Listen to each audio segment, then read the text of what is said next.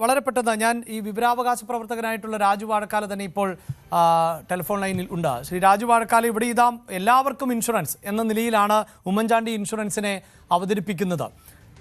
ആ സമയത്ത് അത്തരം പദ്ധതികളുണ്ട് എന്നും അത്തരം പദ്ധതികളിലൂടെ ആളുകൾക്ക് ചികിത്സ നൽകാൻ സാധിക്കുമെന്നും ഒക്കെ നമ്മുടെ സർക്കാർ സംവിധാനങ്ങൾക്കും അറിയാം.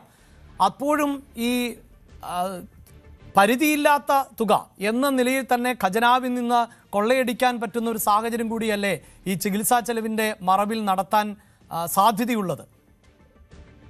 അഭിലാഷ് പറഞ്ഞത് ശരിയാണ്. ഈ ചികിത്സാ ചെലവിന്റെ ഇടയിൽ വലിയൊരു തട്ടിപ്പ് നടക്കാൻ സാധ്യതയുണ്ട്. പക്ഷെ എല്ലാവരും അതിൽ പെടുന്നില്ല. സത്യസന്ധമായിട്ട് റീഇംബേഴ്സ്മെന്റ് ചെയ്യുന്ന ആൾക്കാരുണ്ട്. അപ്പോൾ പുതിയ സർക്കാരിന്റെ ഒരു പോളിസി തന്നെ എല്ലാവർക്കും ഇൻഷുറൻസ് 25 ലക്ഷം രൂപയുടെ ഇൻഷുറൻസ്.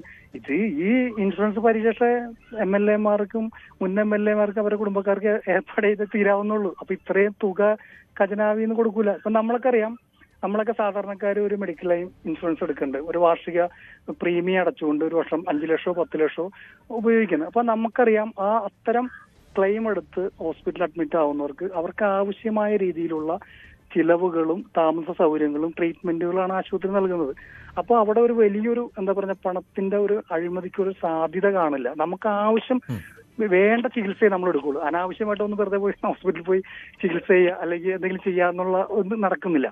അപ്പൊ അത്തരം ഒരു സാഹചര്യം ഇപ്പോ പുതിയ വിസ്മയം തീർക്കുന്ന സർക്കാർ തീരുമാനിച്ചാൽ മതി. 25 ലക്ഷം രൂപയുടെ ഇൻഷുറൻസ് ഇവർക്ക് എല്ലാവർക്കും എടുത്തൊരു പ്രീമിയം അടക്കുകയാണെങ്കിൽ ഇതുപോലെ അനാവശ്യമായ ഈ തുക ചിലവഴിക്കുന്നത് ഒഴിവാക്കാൻ. ഇതേപോലെ തന്നെയാണ് മറ്റൊരു ടെലിഫോൺ.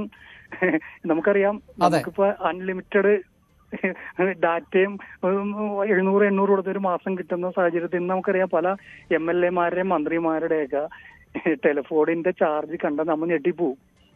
ആ സാഹചര്യം ഇന്നും നിലവിലുണ്ട്. ഞാൻ അതിലേക്ക് പോകുന്നില്ല. പക്ഷെ അതും ഇതേപോലെ ആയിക്കഴിഞ്ഞാൽ നമുക്കറിയാം ഒരു മാസത്തെ അൺലിമിറ്റഡും ഡാറ്റയും ഇൻകമും ഔട്ട്ഗോയിങ്ങും കോളുള്ള ഒരു ഇതെടുത്തു കഴിഞ്ഞാൽ ഇത്തരം സാഹചര്യത്തിലുള്ള അഴിമതികൾ ഒരു പരിധിവരെ കൊഴുക്കാൻ. അതേപോലെ തന്നെയാണ് ഈ സർക്കാർ ജീവനക്കാർക്ക് ഏർപ്പെടുത്തിയിട്ടുള്ള ഇൻഷുറൻസ് പദ്ധതി ഇവർക്കും കൂടി ഏർപ്പാടാക്കി കഴിഞ്ഞിട്ടുണ്ടെങ്കിൽ ഖജനാവിൽ നിന്ന് പോകുന്ന പണം ഒഴിവാക്കാനും അതോടൊപ്പം തന്നെ നല്ല രീതിയിൽ ഈ മെഡിക്ലെയിം ഉപയോഗിക്കുന്നവരെ ഈ ആക്ഷേപത്തിൽ നിന്ന് രക്ഷപ്പെടാനും കഴിയും. തീർച്ചയായും വളരെ നന്ദി ശ്രീ രാജു വാഴക്കാല. അദ്ദേഹം സൂചിപ്പിക്കുന്ന പോലെ ഇപ്പോൾ കൂടുതൽ വാർത്തകൾക്ക് News 18 Keralam YouTube channel subscribe ചെയ്യുക.